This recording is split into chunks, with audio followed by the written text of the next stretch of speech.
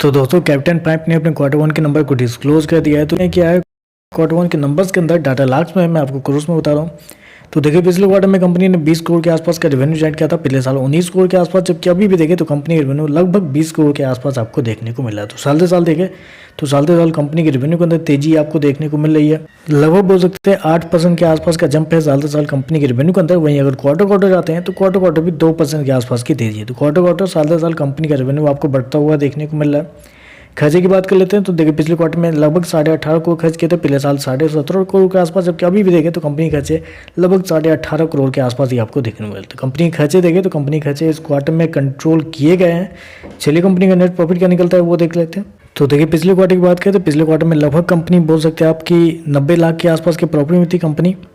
मैं इसको हटा देता हूँ, जी हाँ 90 लाख के प्रॉफिट में थी पिछले साल, 1 करोड़ के आसपास के प्रॉफिट में, जबकि अभी देखें तो कंपनी का प्रॉफिट लगभग 1.5 करोड़ के आसपास आपको जाता हुआ देखना। तो साल से साल देखें तो साल से साल 50% के आसपास की एक बड़ी तेजी देखने को मिल रही है।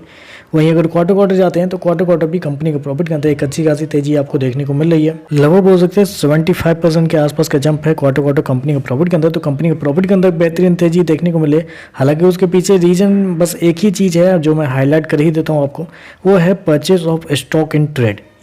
पिछले क्वार्टर में देखें तो कंपनी ने 8.5 करोड़ रुपए कंपनी ने वहाँ पे खर्च किए थे, पिछले साल 4.5 करोड़ के आसपास, जबकि इस क्वार्टर में कंपनी ने मात्र 2.5 करोड़ के आसपास इस जो एक्सपेंस है वहाँ पे कंपनी ने खर्च किए। तो स्टॉक एंड ट्रेड के नाम पे कंपनी को पिछले साल और पिछले क्वार्टर में ज़्यादा पैसे कंपनी ने वहाँ पे खर्च किए थे, इस क्वार्टर में कंपनी ने कम खर्च किए हैं, जिसकी वजह से आपका जो एक्सपेंस है वो इस क्वार्टर में कम देखने को मिला है। और उसी की वजह से कंपनी का जो प्रॉफिट है वो आपको इतना बड़ा अमाउंट में बढ़ता हुआ देखने को मिला। ईपीएस की बात कर लेते हैं। पिछले क्वार्टर में 6 पैसे का ईपीएस था, पिछले साल 7 पैसे का, अभी देखें तो 11 पैसे के आसपास आपको देखने को मिल रहा है। तो ओवरऑल अगर देखा जाए तो मेरे हिसाब से कंपनी के नंबर कुछ खास नंबर नहीं देख रहे हैं। प्रॉफिट के बखावे में मत जाइएगा, कंपनी का प्रॉफिट इतना बड़ा बढ़ता हुआ देखने को मिला है।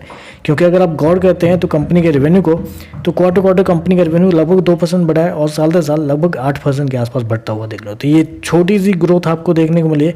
एक बड़ी ग्रोथ चाहिए अगर छोटी कंपनी को अगर बड़ा बनना है, अगर अच्छा खासा बिजनेस फैलाना होता है तो उनको प्रोजेक्ट ज़्यादा लेना रहता है। लेकिन यहाँ पे देखें तो साल से साल मात्र 8% के आसपास का ग्रोथ आपको देखने मिला। तो ये थोड़ा सा मेरे हिसाब से थोड़ा सा नेगेटिव है। ओवरऑल देखें तो नंबर पॉजिटिव है, लेकिन इन्वेस्टरों को क्या चाहिए कि कंपनी ग्रोथ में रहनी चाहिए और 8% के आसपास के ग्रोथ को बड़ी ग्रोथ मानी नहीं जाती है एक छोटे लेवल के कंपनियों के लिए। तो चलिए बस आज के लिए बस इतना ही। वीडियो पसंद आए तो लाइक कीजिएगा, साथ में साथ चैनल को सब्सक्राइब जरूर कीजिएगा। धन्यवाद।